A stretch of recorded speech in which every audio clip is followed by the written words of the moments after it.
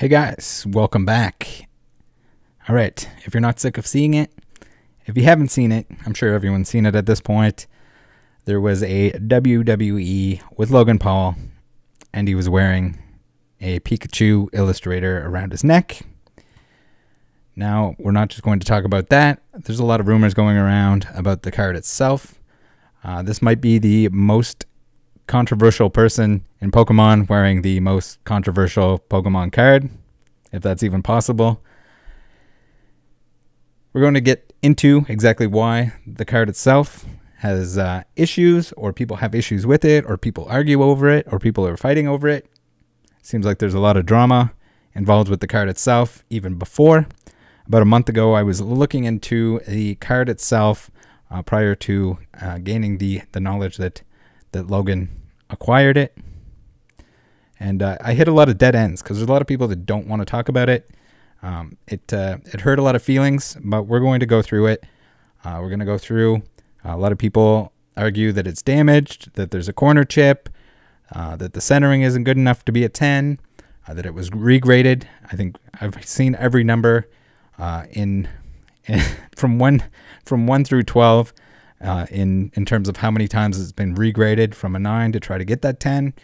And also that it was submitted via bulk, which it certainly shouldn't have even back then. So let's take a look here. We have the you had to know it was going to happen again, something along these lines after the BGS ordeal, and then we have the Guinness records. So we're going to go through the entire Guinness World Records I guess article, if you want to call it that, or submission. I have a few bones to pick with that, but this is pretty much it. We got it's blinged out, just like the last one. I can't remember exactly what was going on the last one, but certainly not your average PSA case encasement. It's not quite a sticker for a slab, but I guess it's jewelry for a slab. Of course, we have PSA. They are commenting everywhere. They have a hard on right now. I mean, why shouldn't they? It's free advertising. And they got a couple posts on it here. By God, that's a PSA slabbed Pikachu Illustrator mind blow emoji. And then we have here a closer look. Let's get that monster into a new slab, Logan Paul. And credit to the person that took the photo. What PSA fails to mention here is this was graded back when PSA didn't really give a shit about Pokemon. Back in 2013, this card was submit, from what I'm hearing, multiple times in the bulk tier. Should they have known that it was submit multiple times? Yes. Should it have been upgraded after it was sent in multiple times? Maybe not. How was it a 9 at one point, and then later it's a 10? How was it submit in bulk? Did the person grading this card really think it was worth $100 or less? It's wild to think that you could submit something at that point in time for $5. So at that point, if you had it in a 9, you can just keep sending it in over and over again. Because what's the loss there? $5 a time per submission. I mean, you could just keep doing that forever based on the value of the card, which at the time it's in raw form still 11,500, as we'll see. Maybe after it's graded, something like 18. So it shouldn't be submit in bulk. They should have been a little bit more strict with that. But again, at that point in time, Pokemon didn't matter. It does matter now. That same card matters now. It's no longer a $5 submission. Now it's on a celebrity's neck. So they, of course, they're going to take the claim that it's in a PSA slab. So a little bit of perspective there. Can't really blame them. Can't really blame BGS. Well, I mean, unless anything fishy went on with BGS. This wasn't a regrade. It was already 10 when Logan obtained it. So let's look at the Guinness Records.com news, and we'll pick it apart a little bit. So we have here in the title, Logan Paul owns 5.275 million Pokemon card after record-breaking trade. So at least they have trade in there. It's at the end of the sentence. A lot of times you have to be careful with these like really big deals, these record sales, these record trades, whether it's in the title of a YouTube video or it's, you know, some company, some auction company that's trying to claim, like PWCC did recently, where they're claiming their record sales, but the items aren't even paid for. So all of these things, especially on the high end, be very careful whether or not it's intentional, trying to make the price, inflate the price unintentionally, or make it sound more exciting. There could be different reasons behind it. I think this is more just on the end of trying to make it more exciting. And this one a little bit less nefarious than some of the other stuff. At least it's disclosed within the content here. Most people are not going to read the content. We're going to read the content right now. So you guys are going to have an advantage over everyone else that does not read the content of any of the articles. Because I didn't even realize this was part of it at first, because everyone just makes it sound like he bought it for $5 million. Not the fact that he traded a 9 and money. So let's get into it. YouTuber Logan Paul USA has recently acquired a coveted PSA grade 10 Pikachu Illustrator card following a record-breaking trade worth $5.275 million. The card was purchased by Paul in Dubai on July 22nd, 2021, breaking the record for most expensive Pokemon trading card sold at private sale. To obtain the PSA Grade 10 Pikachu Illustrator card, Paul exchanged a PSA Grade 9 Pikachu Illustrator card worth $1.275 million that he had purchased from renowned sports card collector Matt Allen in Como, Italy. So Matt being Shine, who we've seen in previous videos. He was the one that sold him the case, that refunded him for the case, and now is looking to get his money from the J-Boys for the case. This grade 9 card plus $4 million equaled the cost of the pristine grade 10 Pikachu Illustrator card. So, okay, I get the fact that you can claim that additional value, the trade value, but at that point, it's like a partial trade. It's not really a purchase. It's not the worst offense I've ever seen in this area. Like sometimes people just trade a certain amount and they call it a purchase. Looking at the Sasha T. Jacob stuff, I guess being a worse offender than this one here. So we have under the picture, it says Logan Paul purchasing the grade 9 Pikachu Illustrator card from Matt Allen. The Pikachu Illustrator is one of the rarest and most highly coveted Pokemon cards in the world, said Paul. Only 39 were given out to illustration contest winners in 1998, and that was a purchase for the only one in the world that has been graded a perfect 10. So emphasis on the word perfect, but there's no such thing as a perfect card. It qualifies as 10. They call it a perfect 10. That's why. Now, also the numbers. You have to be very careful with the numbers on a lot of this stuff. It says 39 were given out. How many exist at this point? How many were destroyed? How many extra copies were there? So, yes, exceedingly rare. And if there were more 10s, they probably would already be 10s, unless somebody sends a 9 in. At this point in time, you can't just send your 9 in along with a $5 bill. It's not quite as easy these days. You'll end up with a huge grading fee if you crack your card out, not to mention the risk of cracking it out and sending it in, whether it gets graded, whether they put mayonnaise on it, but the grader decides he's gonna mayo finger it after having lunch. Doesn't happen all the time, but you know, sometimes bad things happen to people's cards when they submit them. Doesn't matter on the grading company. Just depends on the employee at the time, whether or not they wash their hands. I'm sure they're instructed to, but I've seen countless times where there's smudges and all kinds of bad stuff that happens. However, simply owning the card wasn't enough. He decided to show it off on one of the largest stages in the world. The social media personality made his WWE wrestling debut this evening, April 2nd, 2022, at WrestleMania 38 at the AT&T Stadium in Arlington, Texas, USA. He teamed up with The Miz for a tag team match against Rey and Dominic Mysterio. The Pokemon trading card could be seen swinging from his neck as he entered the arena, strutting in alongside The Miz. During the match, Paul landed some impressive moves for a rookie, including a frog splash and 3 amigos. Paul also hit a running power slam and a neck breaker from the middle rope, as well as doing the splits. So we get some extreme details on the entire event here. After an epic fight, The Miz and Paul were triumphant over the Mysterios, and then he tripped them. Spoiler alert if you haven't watched it yet and you wanted to. After leaving the ring and heading backstage, Paul was presented with his official Guinness World Records certificate for the most expensive Pokemon trading card sold at private sale. And when asked how he felt to break this record, Paul said he's been trying to do this his whole life. I applied for so many records, and I guess just to break a record in general, not break this record. I applied for so many records, and the fact that I finally got one after my first WWE win ever, is that a sign that he's going to do more? I come back to the locker room, and I get a second win right away. I love Pokemon, and the fact that it's been validated with Guinness World Records. This is crazy. Tonight's a wild night. This does not feel real. The most expensive Pokemon trading card sold at auction was also a Pikachu Illustrator card. It was a PSA grade 7 card that fetched a value of $900,000. So here's an issue.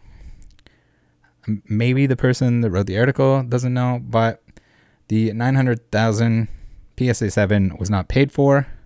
I think it showed up later that it sold to someone else, one of the previous bidders, for $600,000, and I think now it's deleted altogether. I could be wrong. If anyone knows, please let me know. But quoting the $900,000 here just goes to show that when people publish false information, that was on Golden, but even the PWCC stuff, everyone's just going to automatically copy paste it, whether it's games journalists or apparently Guinness World Records.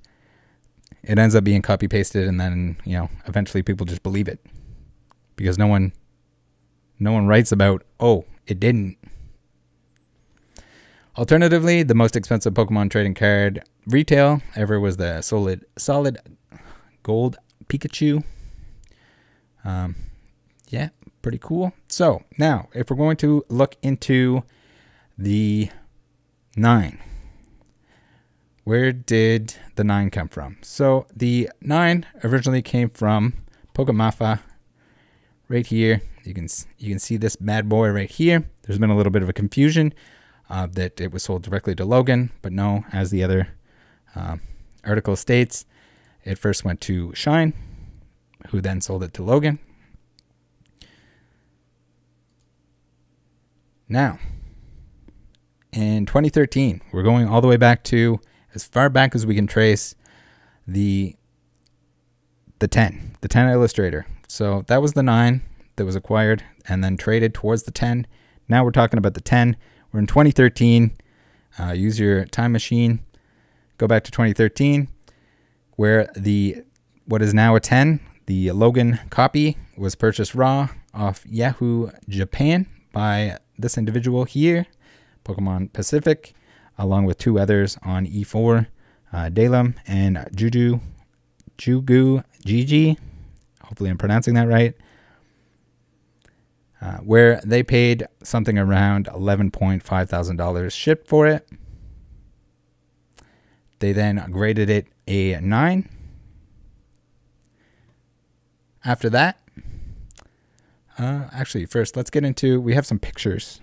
These were pictures from back in its 9 days. So I was unable to find many pictures of this card at all, but by doing some digging here and talking to those who owned it or had anything to do with it, I was able to find some cool information and some cool old photos. Here we have 2013 scans, which are they're not the greatest, but there's some other interesting photos.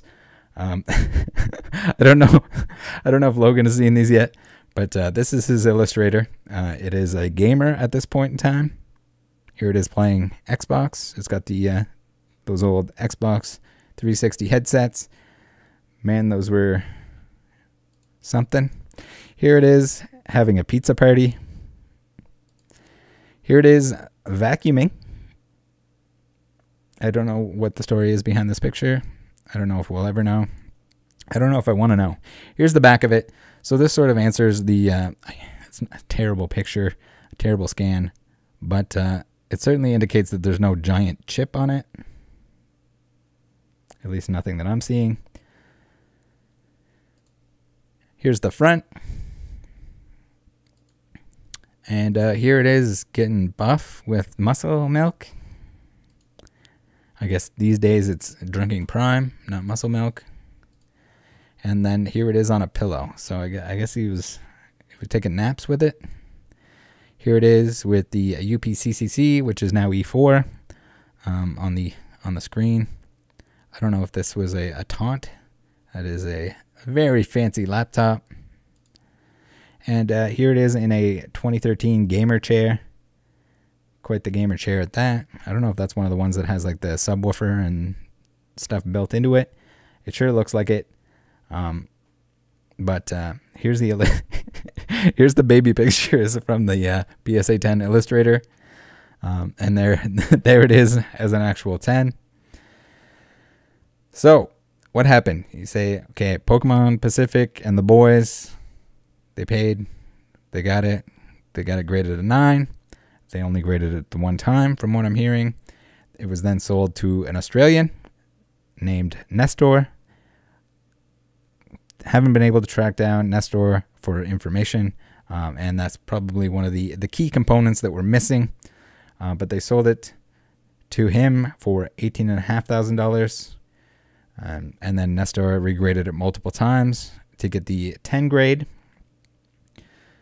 Through bulk submissions, the $5 fee. I think anything up to $100. So that goes to show what PSA's appreciation was for it back in 2013. Now in 2022, they're singing a different song. Now that it's worth money, now that it's getting attention. I had people claim, and I can't verify this, that Nestor then tried to sell it in the region of $25,000 to $30,000, which kind of makes sense. But he ended up selling it for $20,000 together with a PSA 10 trophy Kangaskhan. So basically, made no money on it. He was getting out and was also selling a bunch of other very expensive trophies. 2002 Battle Road. Number 1, 2, and 3 trainers, all in 10s. Trophy Kangaskhan, PSA 10 University Magikarp, 2005 Victory Orb and Ring in a 10, both in a 10. Master Key, and I guess a long list of other very insane cards. And I'm sure they were insane at the time, but can only imagine the sheer value of this list in this day and age. Then we have Nestor eventually sold it to a dentist in California. I heard that it might have been through PWCC, but again, I don't have any record of that. It might have been direct. We don't know that exact detail. Apparently, the dentist, his kids got tired of Pokemon, and he was more of a sports guy, so he sold it off. The dentist... Oh, I guess before we get into that, we have SM Pratt had it listed on eBay at one point for $150,000. But I think that might have been just consignment. I don't have confirmation. And I don't blame him if it was something that was private, in terms of like private sale or private deal, then I don't exactly expect a reply. But as far as I know, I think there were some people saying that that Scott owned it, but I'm almost certain that he did not, according to the line or the line of ownership that I've seen here and what they're saying. So we have the dentist. His kids got tired of Pokemon, so he sold it off to Debsy, who is from Dubai. Apparently for, I heard 60K plus. I also heard specifically 65,000, probably somewhere in around that number. This is definitely a high-end collector, investor, because it seems like a lot of the very high-end stuff is with him. And I don't know exactly what the plan is, but we have Dubsy here, Dubsy Collection on Instagram, and apparently they are also the owner of that Snap Magikarp that popped up. Pretty wild. The only copy that has surfaced so far, which is pretty crazy, and especially so since there are some people that would like to have the full set, and if this is the only one, you're gonna need it. Then we have the lv.x coming soon screen. I don't know how long it's been coming soon, but you can see here we have some pretty wild copies of Pokemon cards on the landing page here. And that's how it ended up getting to Logan. Last year, Dubsy sold / traded it to Logan, as we've seen for that. I guess we should probably zoom in on one of these so that we're not looking at naked Logan with a mirror in front of his junk. Dubsy sold / traded it to Logan, and that's where it is now in the golden pendant. So I hope this clears some stuff up. Again, if there's any way that we can get the information on how many times it was actually submitted, it had to be multiple, but at the same time, Nestor could have submitted as many times as he wanted, because if it's going to be accepted in the bulk tier, and PSA doesn't have a record of it being submit over and over again, I mean, eventually it's going to get a 10. The corner chip seems to be a myth. I'm not seeing anything on there. I'm seeing a dirty scan, but that's probably just on the scanner itself, or some dust and dirt on the case. There's no glaringly obvious like big chunk missing out of a corner or anything like that. That's pretty much it. I asked Logan, maybe we'll get to see some nicer pictures of the back with it cleaned up. I don't know if he's actually going to get it put in a new case or not. But interesting to see how eager PSA would like it to be. And I guess it's just another opportunity for them to post it again. But we'll see. Maybe, I don't know if they specialize in removing diamonds and or jewels from the outside of the case before they reslab it. But only time will tell. Thanks, guys, for tuning in. Join the Discord. See you next time.